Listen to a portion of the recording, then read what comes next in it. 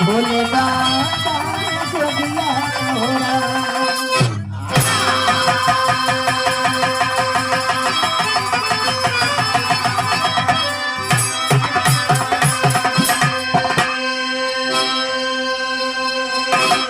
कर्म के लोग प्रधान बतावेला और कर्मे अनुसार लोगन के फल मिलेला। जेकर जैसी करनी वैसी भरनी। हम हो आप हो धरती पर जेकर आकार बनल हो के बेकार होखे के बाद, लेकिन एहू तरीका से बेकार मत होखा जे कि लोग कहे कि एगो धरती के बोझ रहा, लोग गाड़ी दे।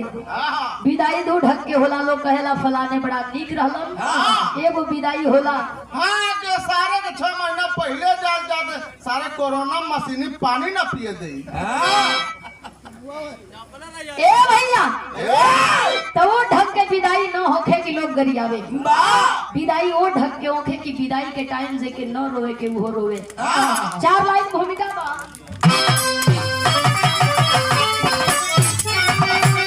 कर्म को ही प्रधान बताते सभी, कर्म अनुसार मिलता है दुनिया में फल। हे प्रतिष्ठानपुर के सुघर साहसी, सुर से नेक महिपाल दानी प्रबल। अंग अंग उठती वीरता की लहरी, जोशिल जोहरी जवानी रही। सर बढ़ा करके सिहारा वो लाए दुल्हन, अप्सरा से सुघर जिंदगी लाती रही।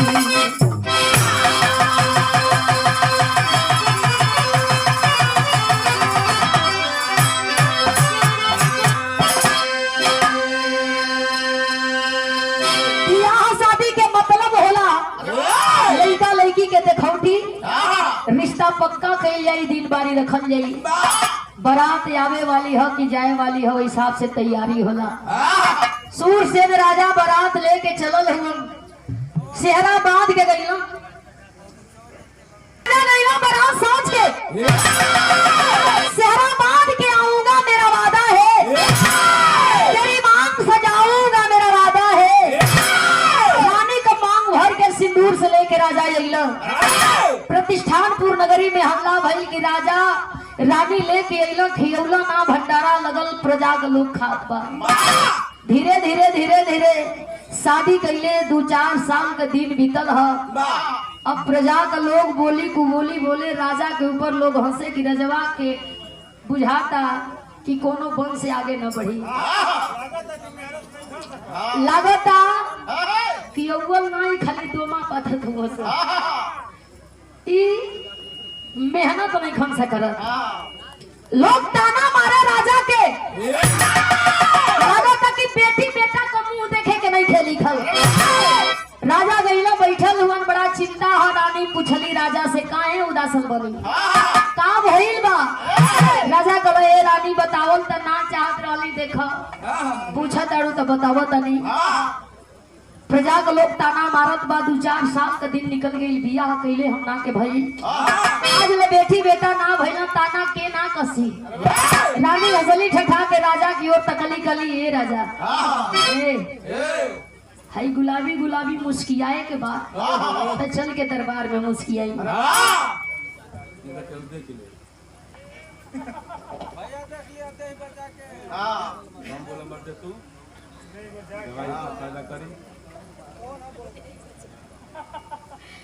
ए भैया चलो हो राजा, हमार तुहार मर्जी होई, बेटा बेटी होई काहे ना। मर्द मेहरारू दोनों जानी मिल गईलम और मिल करके योजना कैलम, प्लान कैलम। बेटा बेटी होई, सोहर गवाई, मिठाई बटाई, सोना चांदी लुटावल जाई। बिरहा में एक लाइन गजल के भाव है।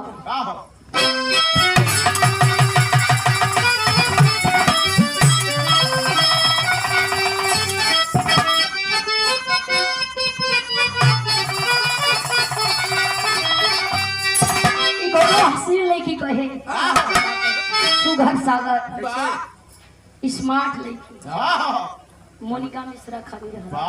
चंदा नहीं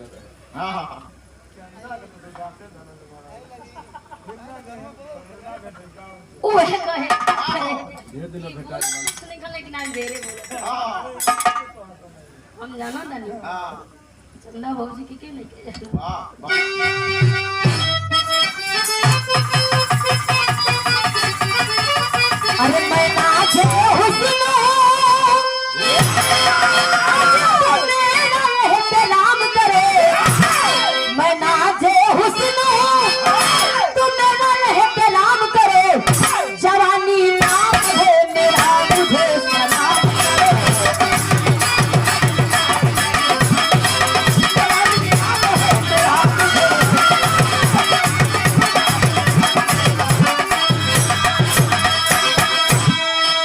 शादी चिलमन से जहाँ कभी मारी जवानी में हिलत गए भाग पाए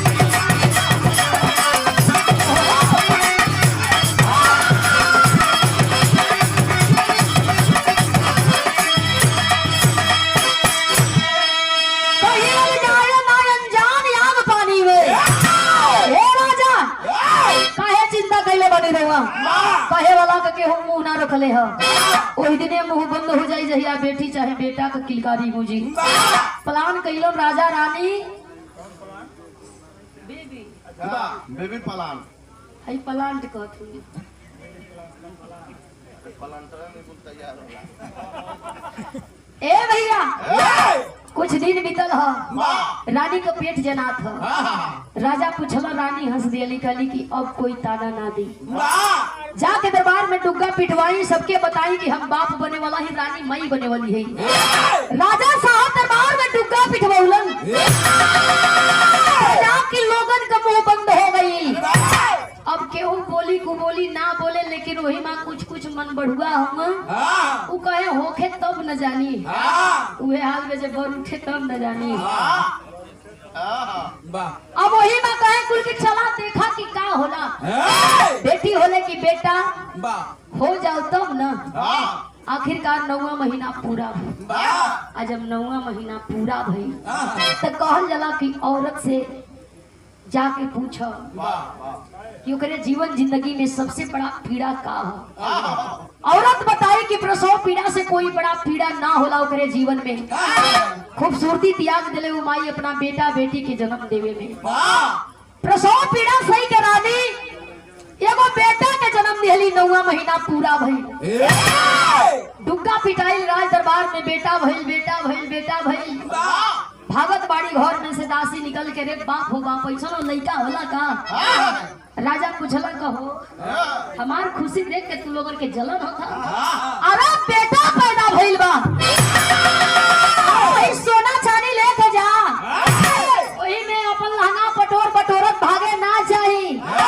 राजा लेके गुल्ली पीछे दौड़त हो आवा है ले जा गुलिया ले ले जा कहे सकी ना हो तू रखा हमना के ना चाहिए जाके अपना पहले बेटा के देख तुहार बेटा कौना ढंग रूप के बा गैला राजा जाके देखत हुन बेटवा तो हट नीक हो लेकिन बा बेटवा में राजा का मन थोर भइल कलेजा के पाथर कइला का भगवान ऐसन कौन गुनाह गलती पाप कइले रहली बेटा पैदा भइल लेकिन बेटा में लेकिन बा लेकिन ये रहल जे कि ओकरा भोर देही चुईटा रहल उ 10 मीटर दूरे से महकता चोइटाइन बसा तक केचू करे भोर देही बा राजा ताकत होन की आखिर बेटा ह सुघर सागर लेकिन एकरा देही पई ऐसन काहे चोइटा बाई बदबू काहे आवत बा मारल मुआवल ठीक ना होला पालन पोषण कइल जाई बेटा सयान होई ना होई मर जाई कहीं ले जाके फूक ताप दिहल जी दफना दिहल जाई लेकिन एके अपने हाथे मारल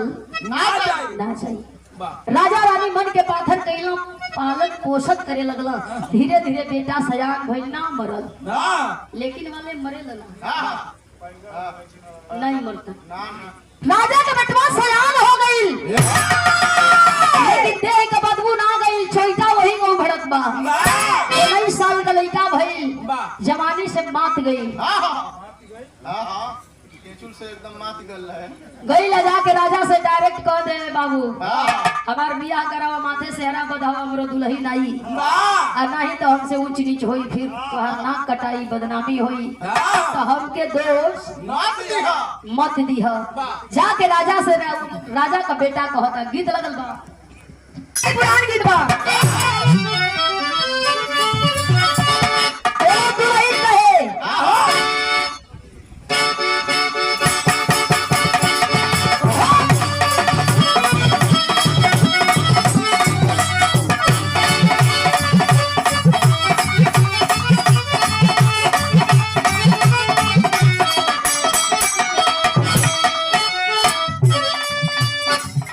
अब हिटले झारल रे नहीं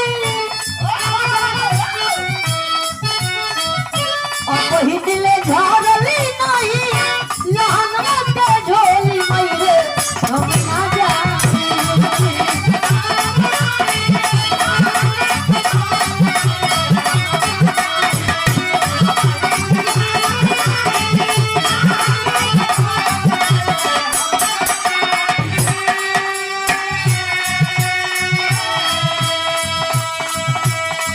राजा से नागे बोलो बतिया सजोई बताओ बाबू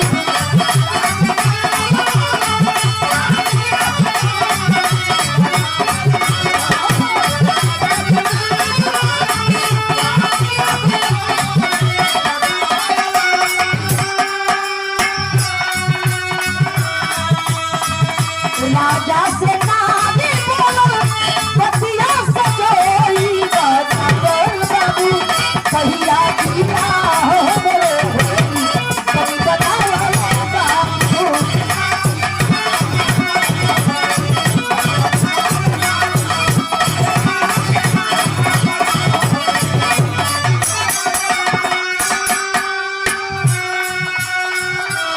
अरे गलती भइल बा मिलल बा ऐसन चेहरा कहिया बधाई मेरा दीवारा कर चेहरा मेरा दीवारा कर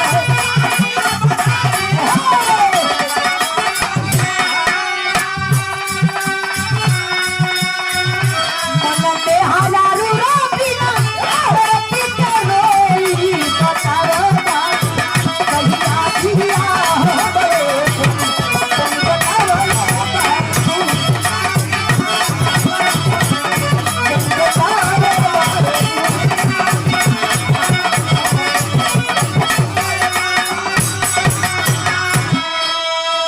देही बचोइटा बाओ कर देही बदबूदार बा यही रीजन से राजा ओकर नाम सोचत विचारत इहे फैसला कैलन जे कि एकर नाम नगवा रही।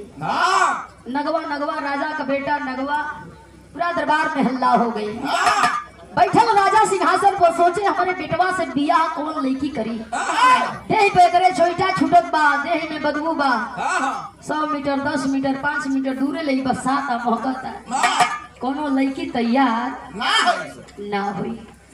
तेरी का भाव लिखल गई बा कैसे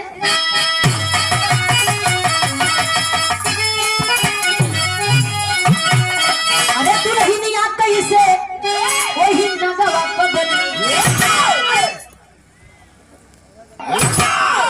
राजा साहब सोचत हुए कि कोनो लड़की बियाह ना करी फिर भी हिम्मत ना हरलन बोलौलन नाऊ पंडित लड़की खोजे पा करके राजा के आदेश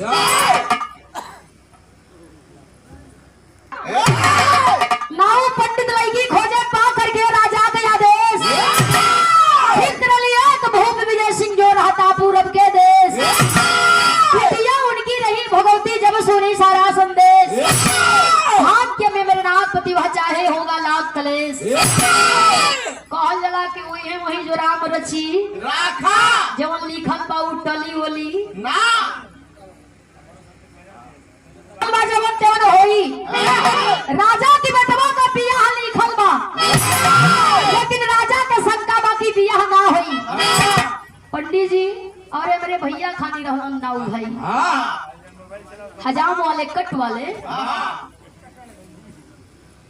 भैया दोनों जाने गईला पूरा देश भूप विजय सिंह का बेटी एक के रहल जेवने का नाम बतावल गई भोगवती कबो कबो लड़का लड़की का नाम मैच करेला सोनू संगीता हो जाई हाँ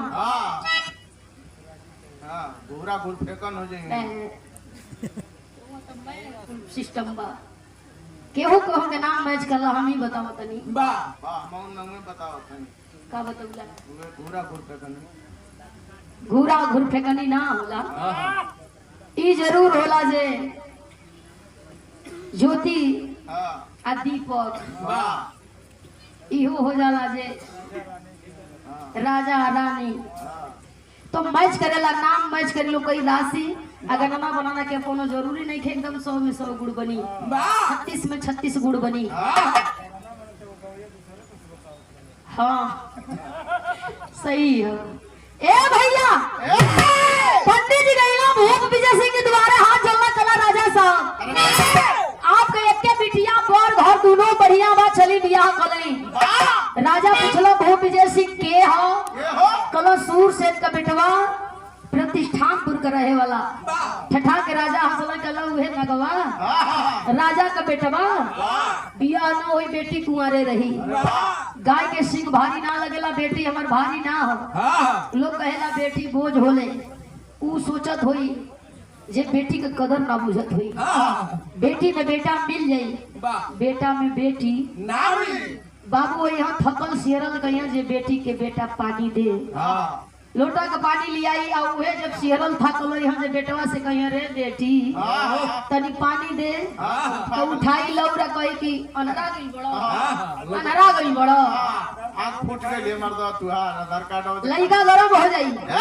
यही से लड़की में लड़का मिलेला बेटी में बेटा मिलेला राजा साहब चलो ना दिया होई भूप विजय सिंह का बेटी भोगवती आई कल बियाह होई आपके कहले ना होई लिखल बा तो होई राजा कहल कि तू नहीं खून ओकरा बारे में जानत 10 मीटर दूरे ले कर दे मोह केला कहल बसात होके सड़ गई होके ढोला पड़ल होके लिखल बा हमरा खातिर तो बियाह होई पाती लिखवा करके भोगवती नाम का लड़की भेजोला कल राजा के दे दिया आ कही दिया कि बारात साज के लेके ले तो पंडित जी चलल हो पाती राजा के दिहलन दरबार में खुलल पाती बचाए लगल सूर से राजा खुश भेला बारात साज के लेके पूरा देश चलल हुआ भूप विजय सिंह की दुआरे आगे आगे दुल्हा डोली में बैठ के चल दिहला आ पीछे पीछे बरतिया चलल हुआ गीत लगल बा भैया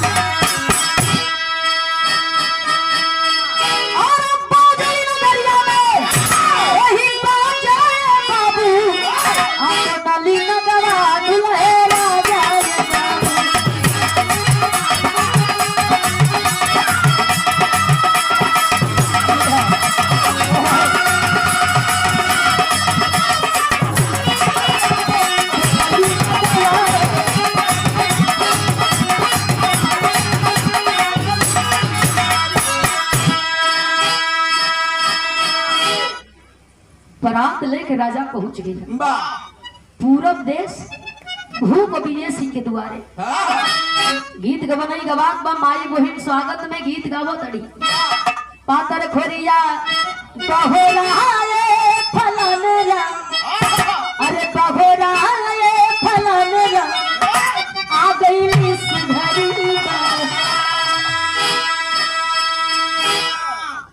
गावेली की बहिना धई बैठावा पापा इहे हुए घरी ले तो दुलरुआ रहेला अजब हाँ बहुत शिकायत काहे की हाँ तारे केयर गोयल ये सब तोरे साथे भइल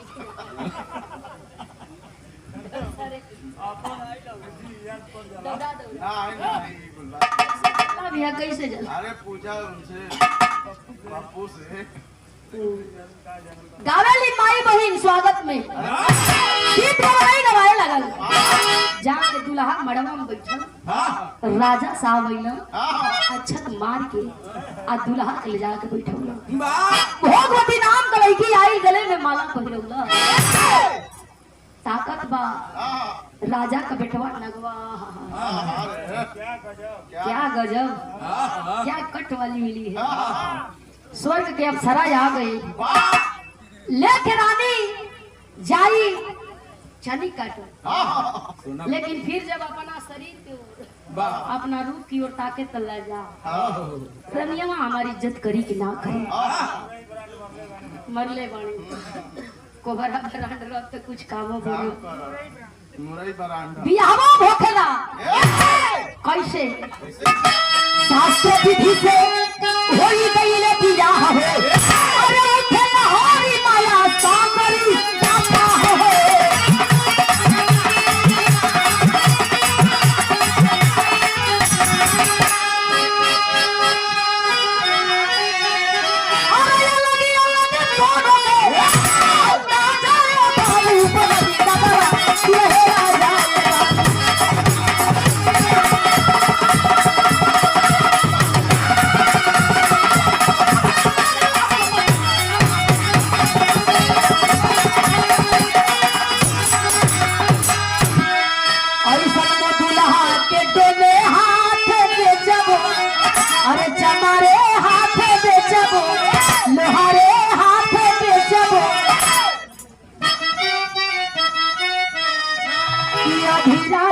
बोले सिया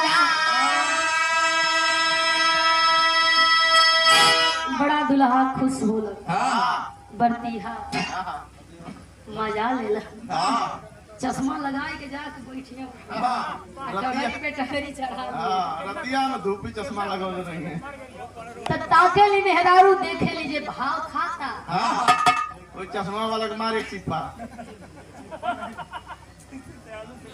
चिपा चलो तबे तो बवाल भाई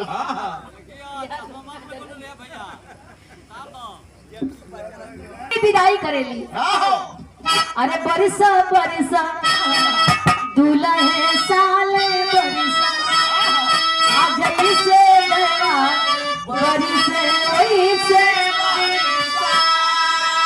अरे लूटा लूटा अमरनाथ लूटा आज से छोड़ावा लूटेगा वैसे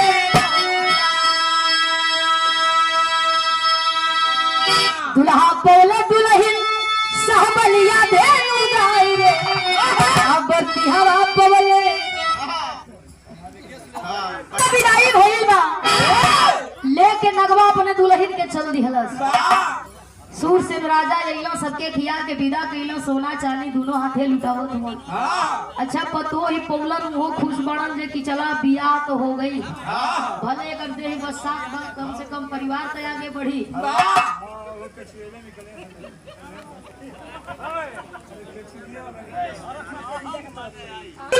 अपना दुल्हन के अइलन तहर दुल्हा के इच्छा होला जे सुहाग रात का इंतजार होला दुल्हनियों खुश होले जे मुंह दिखाई में हमके सोने का कुछ गुल्ली मिली अंगूठी मिली फरगुल्ली मिली झुल्ली मिली जे मिलेला जेकर जेवन होला जे देला पैसा कोई दे केहू अपन गुल्लिया दे दे जेकरे पल्ले जो होला वो आदमी देला कोई अंगूठी दे कोई कान के बाली दे खास कर काका का पहले से धरी ले दिन धराई तबे से नेबो धरा जाला झूठ नहीं बोलता ये गुल्ली के पैसा ए भैया हो सुहाग रात का बेला रात का दुल्हन इंतजार करत बा पति का, लेकिन मरद गई ना। रोवे लगल दुल्हनिया जे कि बियाह करके हम गलती कैली, बाबू मना कैलन ना मनली। हमार पति अबले अइना ना 12 बजे दुल्हा पहुंचल। जब 12 बजे दुल्हा पहुंचल बात विचार होखे लगल। मोहब्बत का लाइन लिखल गई बा।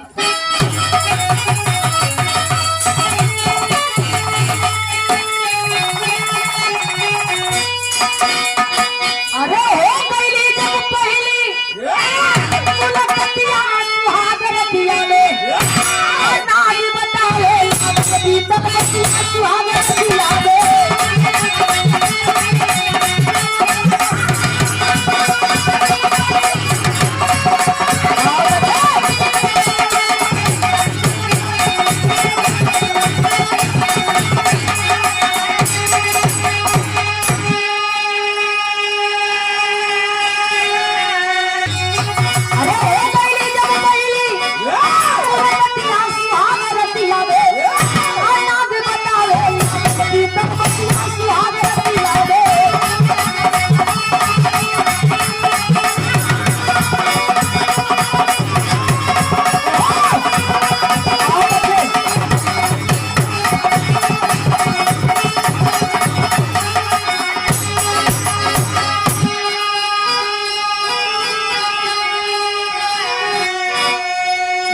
पूछे लगल अपना दुल्हवा से, इतना सुंदर शरीर लेकिन देह के बदबू काहे, चुलटा कैसा कलर लेकिन बहो रानी, कलर की कारण बताई। दुल्हवा से पूछे दुल्हनिया का पूछत बा। दुल्हा कहे हमें लगल बस रात पीव के सुनिला हमारी प्यार हो, कोई के तरह ना करे कि दुनिया को होनहारी हो।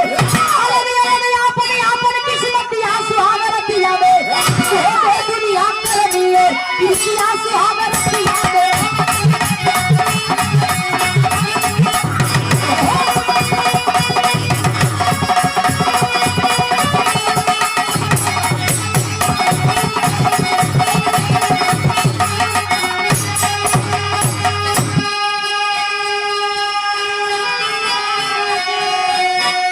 दुनिया करनी और कृतिया सुहागरतिया में हम चाहत नहीं। रानी से कहे रानी हमके शराब लगल बा, कर कलश शिवदानी का काहे कला जाए त छोड़ा। तुहार करम बढ़िया तू बढ़िया, हम तनी बाउर करम कैली हम बाउर। जाए लगल पकल्ला रानी कला बतावा दू लाइन आधा लिखा।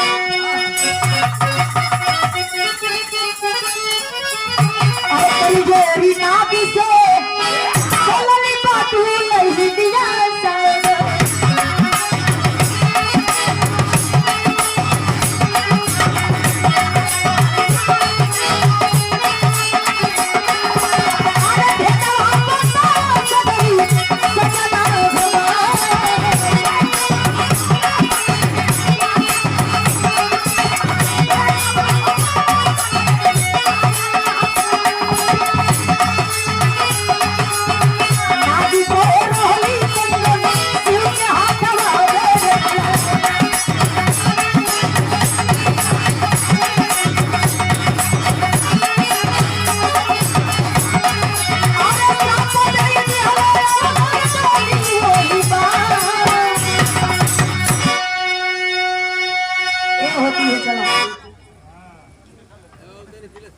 बताओ ताकि शिवदानी भोलेदानी की हथवा में लपटाई रही, कंगन बन रही, हाथ का शोभा बढ़ावत रही। पार्वती 16 श्रृंगार क के अली शिवदानी अपने पार्वती के देख के हंस गया। पार्वती हंसे शिवदानी के देख के, शिवदानी हंसे पार्वती के देख के, बिचवा में हम कबाब का हड्डी मिल गई। हम पप्पू भैया खाली हंसते बतीसी लौक गई, झटकार देवा गिर गई। कला की पार्वती के देख के हंसले बड़ा मन तो करो सब जराई राख कर दई, लेकिन जला के राख ना करत होके शराब देत है। अगला जन्म मानव तन से होई, मानव का शरीर मिली लेकिन देह के बदबू खत्म ना होई। कोनो लड़कियों देखी तो हाथ मजाक बनाई, कोनो लड़की घसियो ना डाली। शादी ब्याह तो कई दूर के बात बा, लेकिन ए रानी तुहार बड़ा एहसान बजे हमरा से तू बियाह क ले लो। मन करत है कि तुम के अखबारी में भरी प्यार करी, बाकी अपने से हम लजा जाते रनिहवा खला कि लजा मत। तो के भोले दानी शिवदानी शराब दियला मुक्ति बतौला, कला रोवे लगली हो पैरवा पकड़ के कहला कि अब तक शराब देली वापस होई ना, लेकिन काट ये बाजे कि बिया यही रूप रंग में कोनो करी मेहरारू बन के आई और उहे मेहरारू ले जाके गौतमी नदी में नहवा दे, शराब से मुक्ति मिल जाए, देह का बदबू खत्म हो जाए। लेके दुल्हन अपने पति के चलल दक्षिणी भारत के सिद्ध प्रसिद्ध गौतमी नदी के धार में 4 बजे भोर में नहवावत बा। आखिरी भाव बा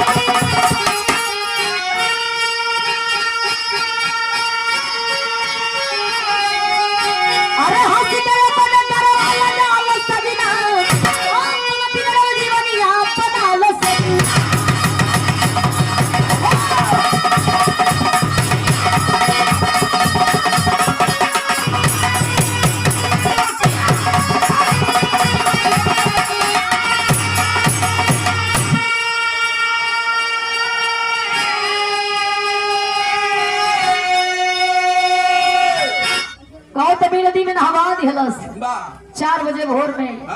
श्राप से मुक्ति मिलल, देह का बदबू खत्म भई। पकड़ के रानी अपने राजा के लेके दरबार में गई। नगवा का बाबू चिंते नहीं खा। सूर से राजा तकला रनियवा के ओर कला का हो खेल गई लोग। लइकवा का रंग रूप तो हुलिया मिलते है, लेकिन नैया बसात ना। एकर मतलब ही बे कि पहले से ही सेट रहल हमरे बेटा का सेम कॉपी लेके चली आई। अब बेटा के कहीं बुझात है बाग से ख्यावा लेकर दे रोवत बरानी कलंक काहे कलंक लगावत नहीं। आपकी घर का बहू बानी, इज्जत बानी, सम्मान बानी, यही सब मत बोली। राजा कलर लइकवा हमार रत चोइटवा लौकत गइलन, कुर्ता खोलवाए दिहलन आ राजा खुरचत हो एकदम सुघर चमड़ी चमचम चमचम माथा चमकत है। राजा कलर जे की का होई हाँ तो बेटवा का शकल लेकी बेटवा है ना।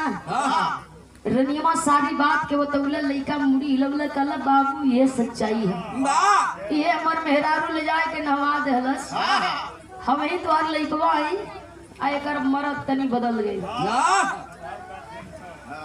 देहिया के खाली बदबुआ खत्म, जे छुईटा साफ हो गई। राजा असला ठठाई के डुगा फिटवला कला कि हमर लइका पाप से मुक्ति पा गई, यानी हमार कर्म बढ़िया रहल जे हमार बेटा हमें मिल गई। डुग्गा पिटवला एक बार भंडारा लगल, वही भंडारा में बेटा के सिंहासन पर बैठल तिलक लगौल। बुढ़ौती का जवन भार रहल अपने बेटा के कंधा पर सौंपलन। आज के बाद राज का राजा और राज प्रजा के राजा बेटा बाई है चलाई राज दरबार। इधर देख रेख में प्रजा हर एक काम करी। अब तनी हमार बुढ़ौती आ गई, राजा रानी बन के ई दोनों राज संभालत हूँ। सूरसेन राजा बुढ़ौती में यात्रा तीरथ करत हूँ। बहुत शादी ब्याह ऐसा होत बा, विदेशी कंपनी, विदेशी लड़का, सुपरवाइजर। अभी हवा के बाद पता चला तो घूम घूम बर्फ बेचत और एगो कोई फोई धाकत। मेहरारू फोन करती भौजी से कहती रे भौजी तो ही आई लाली देखे तोरी हम कपारे का बोझ रहली आई घुमक्कड़ सुमक्कड़ से बियाह कैली। दिन भर बर्फ बेचा था, राती का बंटी बगली मार के आओ तो 2 लौर मारा था। तब भौजी कह दे चुरगा तारू उ विदेश में सुपरवाइजर। बढ़िया लड़का खोजाइल में जे कोई कि हाँ हाँ हाँ हाँ खाली बर्फे नहीं खे बेचा हाँ सलियम तरकुल तू हथौ कोई भौजी की जाए तो का करब हाँ बढ़िया लड़का रहल बिगड़ गेल ते मां हमना के का दोष बा त आदमी ओकर बड़ाई करेला जे बिगड़ के बनेला आ ओके लोग गाड़ी देला जे बन के बिगड़ जाला लोग कहला जे कि ये ससुर का रहल का हो गइला ऐसा इंसान के ना होके के वाह आखिरी भाव बा